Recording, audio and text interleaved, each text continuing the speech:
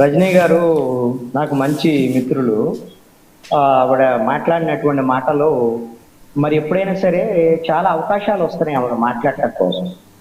ఎందుకంటే ఒక అడ్వకేట్ గా ఉన్నారు, జనసేన నుంచి దూరంగా వచ్చారు, ప్రభుత్వం మీద విమర్శలు చేస్తున్నారు, కాబట్టి ఆవిడకి చాలా అవకాశాలు కూడా వస్తున్నాయి. అలాంటప్పుడు కనీసంగా ఒక సమాచారాన్ని తెలుసుకొని మాట్లాడితే ఆవిడకి అథెంటిసిటీ కొంచెం పెరుగుతుంది, గౌరవం పెరిగేదానికి అవకాశం. అది ఆవిడ విచక్షణకు సంబంధించినటువంటి అంశం. ఆవిడ ఏం చెప్పారు అనేటువంటి దాని మీద నిజమని ప్రజలు నమ్మేటువంటి ప్రమాదం ఉంటుంది. కాబట్టి నేను పాఠకుల కోసం ఒక విషయాన్ని చెప్పదలను. ఆవిడ అంటున్నారు కదా, పంచాయతీలో అలాగా ఇది ఎట్లా రాజధాని అవుతుంది అనేటువంటి విషయాన్ని చెప్పారు కదా. ఈ రోజున పార్లమెంట్ లో, లోక్సభలో ఆంధ్రప్రదేశ్ విభజన చట్టాన్ని సవరణ చేయటానికి లోక్సభలో ఆమోదం తెలియజేసినప్పుడు రెండు ప్రధానమైనటువంటి అంశాలు.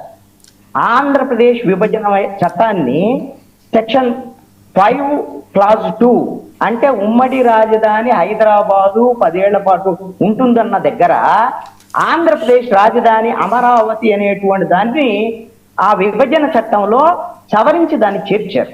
రెండో ప్రధానమైనటువంటి అంశం ఏంటో తెలుసా అంటే, ఆ అమరావతి ఎక్కడుంది అనేటువంటి విషయాన్ని చర్చారు.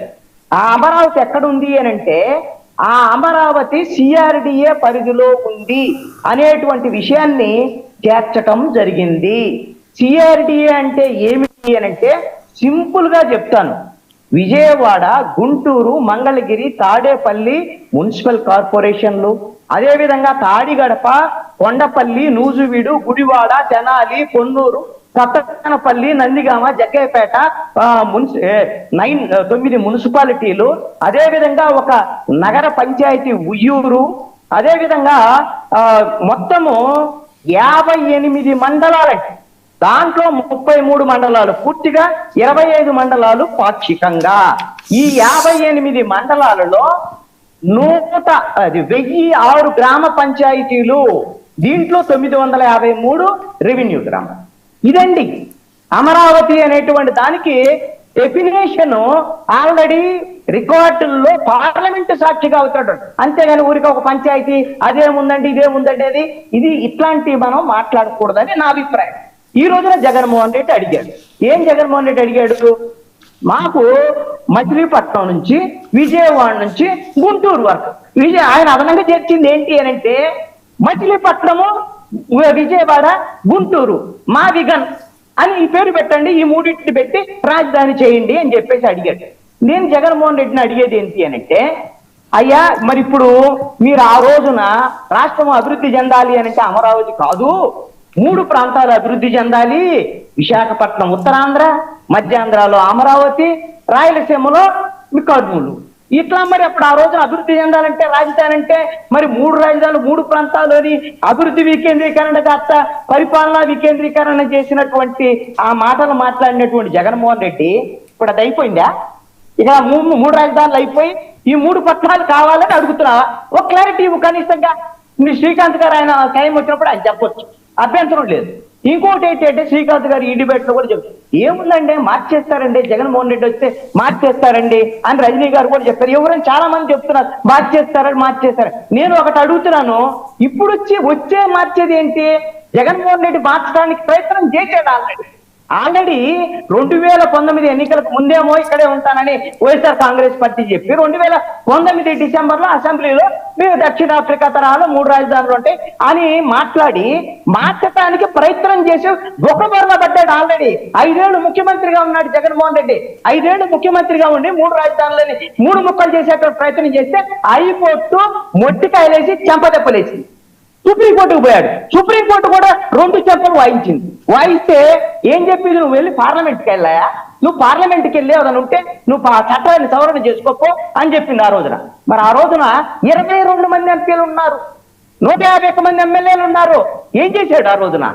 ఇప్పుడెప్పుడో వచ్చే చేస్తాను, నేను లెగిస్తే మంచిది కాదని ఎవరు చెప్తారు కదా, అలాంటిది ఏంటిది అవసరం ఏముందంటారు? ఆల్రెడీ వచ్చాడు, ఏం చేయలేక మూల కూర్చున్నాడు, 11 సీట్లకు పరిమితమైనటువంటి పరిస్థితి ఉంది. ఇప్పుడు శ్రీకాంత్ గారు పదే చెప్తా ఉంటాడు, ఇప్పుడు ఎందుకు చేస్తాను, ఇప్పుడు ఎందుకు ఇప్పుడే చెయ్యాలండి.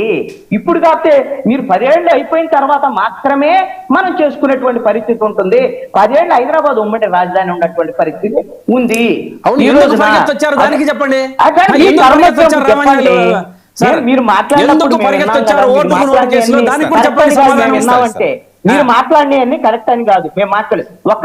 ఒకటి అడుగుతున్నాను, ఇప్పుడు రైతులకు సంబంధించినటువంటి సమస్య మీద జగన్మోహన్ రెడ్డి మాట్లాడాడు, అదే విధంగా మిథున్ రెడ్డి కూడా మాట్లాడారు పార్లమెంట్ లో.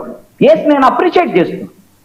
ఈ విషయంలో ఖచ్చితంగా రైతుల గురించి వాళ్ళ ఆంధ్రప్రదేశ్ కి సంబంధించినటువంటి ప్రజలు త్యాగం చేశారు. ఆంధ్రప్రదేశ్ కి రాజధాని ఇచ్చినటువంటి వాళ్ళు గొప్ప త్యాగమూర్తులు రైతులు. వాళ్ళ గురించి మాట్లాడాల్సిందే. జగన్మోహన్ రెడ్డి మాట్లాడినా, మిథున్ రెడ్డి మాట్లాడినా, అందరూ మాట్లాడినా కూడా ఇప్పుడు బాలకోట గారు ఏం చెప్తున్నారు, వాళ్ళకి అలాట్మెంట్ జరిగింది, రిజిస్ట్రేషన్ జరిగింది. అది కాకుండా డెవలప్ చేసినటువంటి ప్లాట్లు ఇవ్వాలి అని కోరుకోవాలి. ఖచ్చితంగా ఎంత తొందరగా ఇస్తే మంచిది అనేటువంటిది ఖచ్చితంగా వైఎస్ఆర్ కాంగ్రెస్ పార్టీ అడగాలి, అందరూ అడగాలి, తప్పేం లేదు. కానీ అది మీరు ఇప్పుడు ఏదైతే ఒక ప్రకటన ప్రభుత్వము స్పష్టమైనటువంటి ప్రకటన, విధానపరమైనటువంటి ప్రకటన చేసింది, అమరావతికి సంబంధించి మాస్టర్ ప్లాన్ కు అనుగుణంగా ఏ రోజున ఈ మొత్తము టవర్స్ 4 టవర్లు జిఏడి టవర్స్ ఎప్పుడు పూర్తి చేయబోతున్నాం, అదే విధంగా మొత్తము ఇది సంబంధించినటువంటి ఎంప్లాయీస్ కు సంబంధించినటువంటి ఏంటి, హైకోర్టు ఏంటి, సెక్రటరేట్ ఏంటి, వీటికి సంబంధించినటువంటి భవనాలు ఎప్పుడు పూర్తి అవబోతున్నాయి, రైతులకు సంబంధించి పూర్తిగా డెవలప్ చేసినటువంటి లేఅవుట్ ని ఎప్పుడు ఇవ్వబోతున్నాం అని డేట్లతో సహా ప్రకటించినటువంటి పరిస్థితి ఉంది. ఇదంతా కూడా 2027 నుంచి 2028 లోపల డేట్లు కూడా ఇచ్చారు. విత్ డేట్స్ కావాలంటే అవి కూడా చెప్తాను. నేను పదే మళ్ళీ ఆడితోలికి వెళ్ళను. అలాంటప్పుడు మీరు ఈ రోజున జగన్మోహన్ రెడ్డి ఏం మాట్లాడతాడు, మాస్టర్ ప్లాన్ మార్చేసి ఇప్పుడు మళ్ళీ అదనంగా తీసుకుంటాడు. అసలు ఏమన్నా బుర్ర ఉన్నటువంటి మాటేనా ఇది? ఆల్రెడీ మాస్టర్ ప్లాన్ కు అనుగుణంగా నిర్మాణాలు జరుగుతున్నాయి. ఆల్రెడీ ఇప్పుడు తీసుకునేటువంటి అదనంగా అక్కడ రైల్వే స్టేషన్ కానివ్వండి, లేకపోతే ఎయిర్పోర్ట్ కానివ్వండి, ఇలాగా అదనపు డెవలప్మెంట్ కు సంబంధించిన అంశాల మీద తీసుకుంటున్నారు. ఇప్పుడు నేను అడిగేది ఏంటంటే, నేను ఈ మాటని నేను ఒక రాజకీయ పార్టీ కాదు కాబట్టి నేను వైఎస్ఆర్ కాంగ్రెస్ పార్టీకి సవాల్ అయితే విసరట్లేదు, కానీ సూచన చేస్తున్నా. అది శ్రీకాంత్ గారైనా, మిథున్ రెడ్డి అయినా, అదే విధంగా జగన్మోహన్ రెడ్డి అయినా సరే, వీళ్ళు రైతుల గురించి మాట్లాడాల్సిందే. రైతులకు మేలు చేసేటువంటి వాళ్ళు వీళ్ళు అని అనుకున్నప్పుడు వాళ్ళతో పాటుగా రజనీ గారిని కూడా ఇప్పుడు నుంచి ఈ గంట నుంచి మీ ఇష్టం వచ్చినప్పుడు ఈ అమరావతి ప్రాంతానికి వెళ్ళి రైతుల తరపున, మీ తరపున మేము మాట్లాడుతున్నాం, పోట్లాడుతున్నాం, మీ హక్కుల కోసం మాట్లాడే వాళ్ళం మేము అనిగిన వెళ్ళి వీళ్ళు తన్నులు వినకుండా రమ్మని చెప్పండి. నేను ఎందుకు మాట్లాడానంటే ఈ పదం వాడానంటే, వీళ్ళు 5 ఏళ్ళు ఈ ఒక తల్లి మహిళని పొత్తి కడుపు మీద పూటకాలతో తన్ని చుట్టుకొని ఇచ్చినటువంటి క్రూరులండి వీళ్ళు. అలాంటి వాళ్ళు ఈ రోజున రైతుల గురించి మొసలి కన్నీరు కారుస్తుంటే ఎవరంటే వీళ్ళని నమ్మేది నాకు అర్థం కాదు. నిజంగా రైతుల సమస్యల మీద పోరాడేటువంటి పరిస్థితి ఉంటే మీరు వారం రోజుల టైంలో జగన్మోహన్ రెడ్డి ఈ రోజున తాడేపల్లిలోనే ఉన్నాడు, ప్రెస్ కాన్ఫరెన్స్ పెట్టాడు. నిజంగాగైనా మీరు రైతుల తరపున పోరాడేటువంటి పరిస్థితి ఉంటే వెళ్ళండి, రైతుల మధ్యకి వెళ్ళండి, మీ తరపున మేము పోరాటం చేస్తాం, మీకు అండగా ఉంటాం అని వెళ్ళమనండి. ధైర్యం ఉంటే వెళ్ళమనండి. ఎందుకు ఈ మాట చెప్తారు? శ్రీకాంత్ గారు ఎక్కడ ఉంటాడు? చిత్తూరులోనే ఎక్కడ ఉంటాడు, కడపలో నాకు తెలియదు. పాపం ఆయన అక్కడ నుంచి రాలేడు. జగన్మోహన్ రెడ్డి ఏడే ఉన్నాడు, రజనీ గారు గుంటూరులో ఉంటారు. వెళ్ళమనండి. వెళ్ళి వీళ్ళకైనా ఈ అంశాల మీద వీళ్ళేదో పార్లమెంట్ లో మాట్లాడారు కదా, పార్లమెంట్ లో పారిపోలేదని రజనీ గారు చెప్తున్నారు. నేను రజనీ గారి గురించి కాదు, రజనీ గారిని టార్గెట్ చేసేటువంటి అంశం కాదు, ఖచ్చితంగా పారిపోయారు.